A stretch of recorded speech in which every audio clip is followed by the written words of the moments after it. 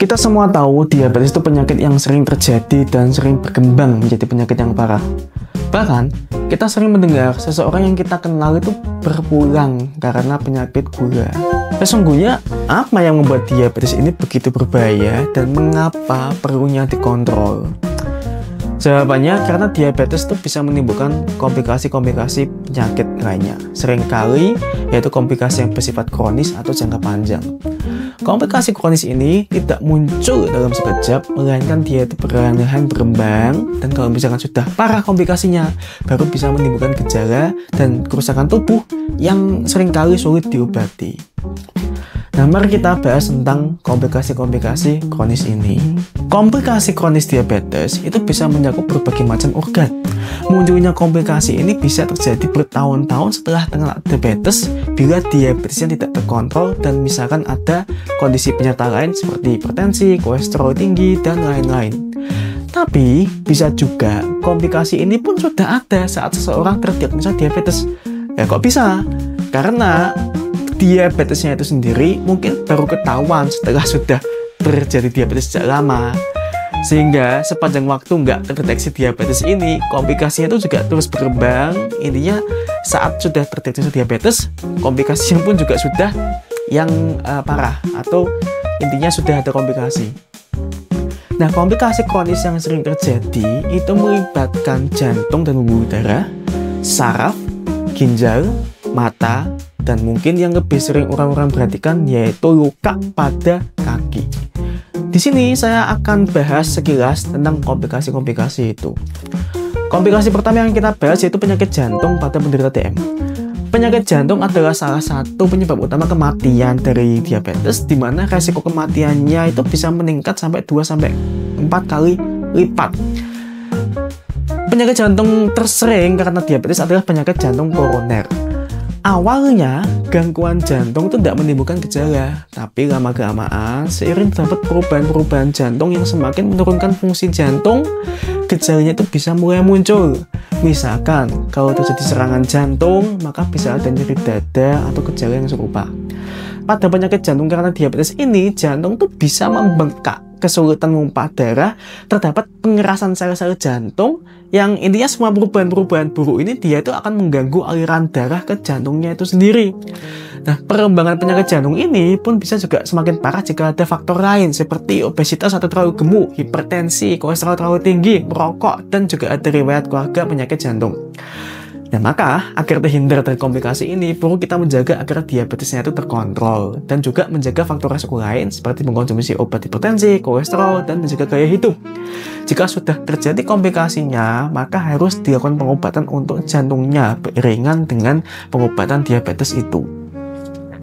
Selanjutnya, komplikasi kedua yang juga sering terjadi adalah penyakit pembuluh darah otak atau penyakit cerebrovaskuler. Penyakit cerebrovaskuler ini bisa bermacam-macam, tapi intinya semua penyakit yang melibatkan pembuluh darah otak. Salah satunya yang sudah sangat kita kenal yaitu stroke. 20-40% orang dengan diabetes mengalami komplikasi ini.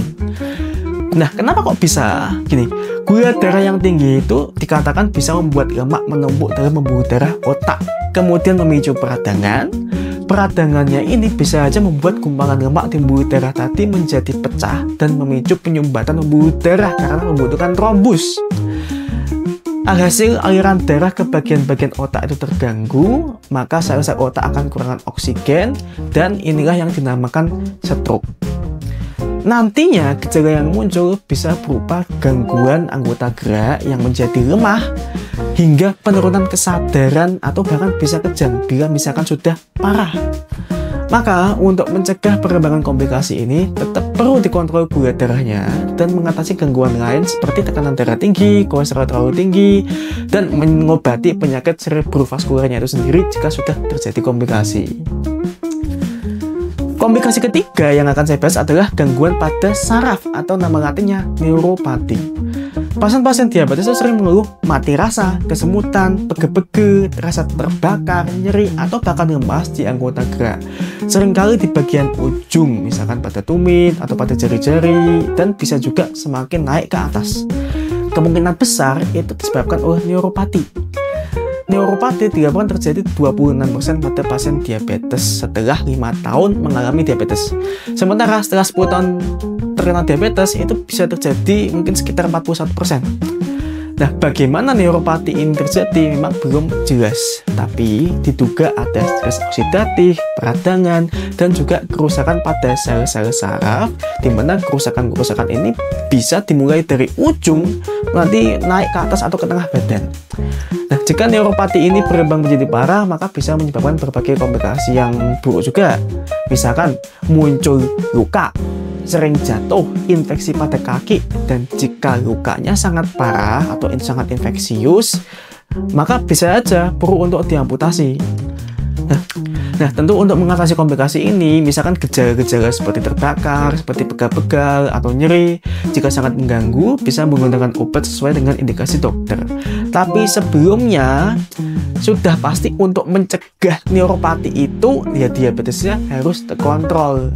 Nah, kalau misalkan sudah terjadi keluhan-keluhan ini dan sangat mengganggu, maka silakan bisa konsultasi dengan dokter. Komplikasi lain yang bisa terjadi adalah gangguan ginjal atau disebut nefropati, di mana nefropati diabetes ini adalah penyebab utama gagal ginjal di negara maju.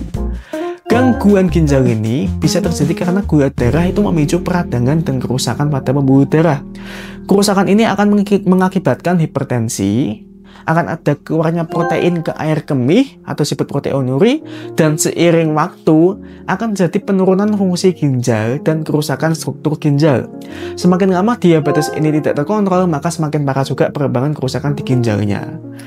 Kerusakan ginjal ini juga bisa diperparah dengan adanya obesitas, merokok, kadar lemak tinggi, dan riwayat keluarga dengan gangguan ginjal. Pasien gangguan ginjal awalnya mungkin tidak muncul gejala, tetapi seiring penyakitnya berkembang, maka bisa muncul keluhan seperti sering rasa lemas, air kemihnya tampak berbusa, dan bengkak-bengkak di seluruh tubuh, terutama di tungkai karena albumin yang rendah. Nah, maka jika ada kecurigaan komplikasi ini, tentu harus segera diobati, terutama untuk mencegah agar tidak menjadi semakin parah. Dan tentu mengontrol gula dan faktor-faktor resiko yang bisa memperparah gangguan ginjalnya. Komplikasi selanjutnya adalah pada mata, yaitu retinopati atau gangguan retina mata. Retinopati ini adalah komplikasi yang progresif juga, di mana dia bisa berujung ke kebutaan kalau dibiarkan semakin parah. Tingginya gula itu bisa memicu peradangan, dia bisa meningkatkan permeabilitas pembuluh darah di mata, sehingga dia bisa mengganggu struktur pembuluh darah matanya. Gejala awal retinopati ini mungkin awalnya tidak tampak, tidak ada gejala. Dan mungkin ketahuannya bisa saja hanya dari pemeriksaan mata, yaitu fundoskopi. Tapi seiring waktu, retinopati ini kalau semakin berkembang bisa penglihatannya menjadi buram, ada sesuatu yang mengambang di penglihatan atau nama lainnya yaitu floaters, dan bisa saja berujung menjadi kebutaan sebagian atau sepenuhnya. Diabetes yang tidak terkontrol tetap adalah faktor resiko penyakit ini. Sebenarnya, bila di tahap awal komplikasi matanya itu sudah terdeteksi dan diperiksakan, bisa saja perkembangannya dicegah. Sehingga, tetap periksakanlah ke dokter dan kalau perlu, periksa juga ke dokter mata. Tentunya, salah satu pencegahan dari retinopati ini yang paling penting adalah dengan menjaga gula darahnya tetap terkontrol. Dan untuk terapi-terapi lain, itu nanti tergantung dari dokter masing-masing. Komplikasi terakhir yang ingin saya jelaskan sekilas adalah luka pada kaki. Mungkin jika kita bicara diabetes, salah satu gambaran yang terbayang adalah luka yang membusuk pada kaki yang sulit sembuh. Dan memang luka pada kaki ini adalah salah satu penyebab tersering kenapa pasien diabetes sering datang ke rumah sakit. Luka di kaki ini terjadi karena ada kerusakan di lapisan kulit, otot, bahkan tulang.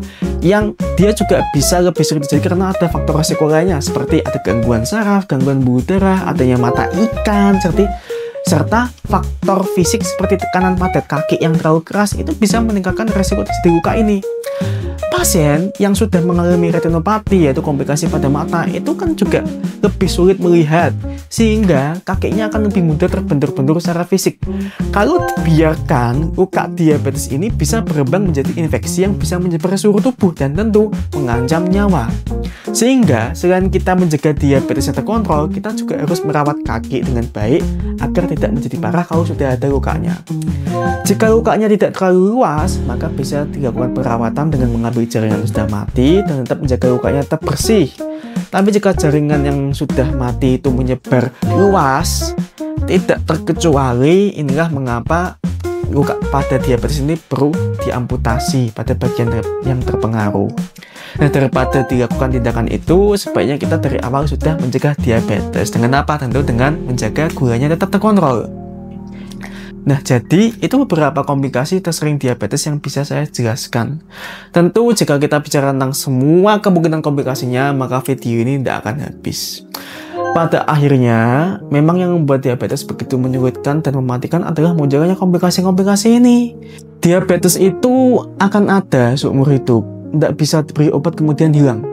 Melainkan, kita hanya bisa melakukan kiat-kiat mulai dari gaya hidup dan obat bila perlu, agar diabetesnya ini tetap terkontrol dan tidak berujung ke penyakit-penyakit lain.